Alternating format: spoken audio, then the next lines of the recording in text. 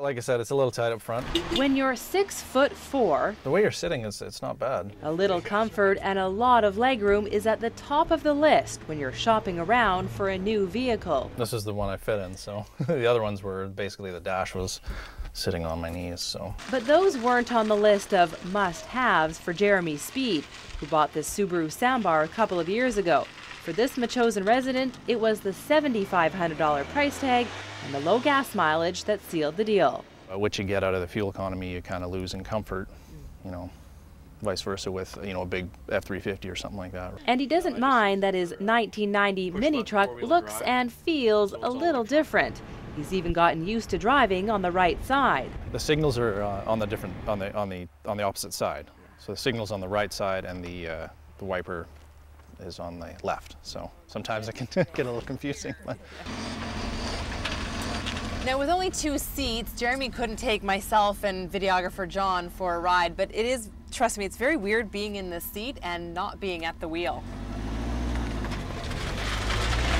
You've likely noticed a lot more of these right-hand drive vehicles on the streets of the South Island.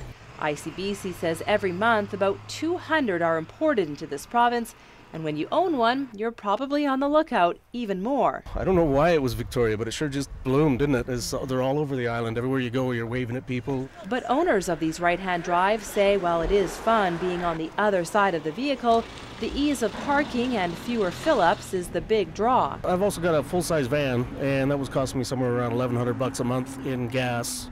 This thing is down to cost me about $300 a month in diesel, so there's a big savings right there. It's 4-wheel drive, which is great for the island. You get all the different weather conditions and whatnot. Great in the snow. Yeah, it's just an all-around fun vehicle. At Marigold Service in Saanich, they're seeing 50% more right-hand drives stopping in for repairs than 5 or 6 years ago.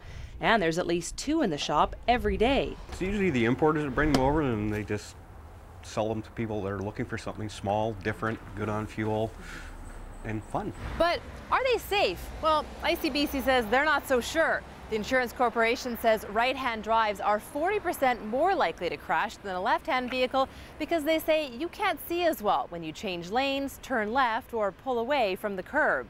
I've managed to put a wide-angle mirror on both sides. But owners say they're as safe as any other vehicle. It just depends on how you drive it. It's just a matter of taking the extra, you know, caution to drive it properly. You know, I think it's, you know, the driver's responsibility. I don't think it's the vehicle that's causing it. What about turning left? Is that a concern? No, turning left is fine. Yeah. The only one thing that I can think of is when you're on the highway, if you go to pass somebody, you kind of look out the side there, but these things don't have the power to pass anyone, so it's really not a big deal.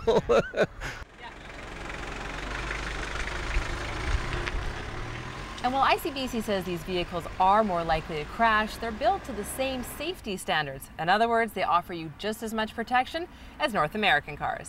In Victoria, I'm Nikki Iwanishin for The Daily.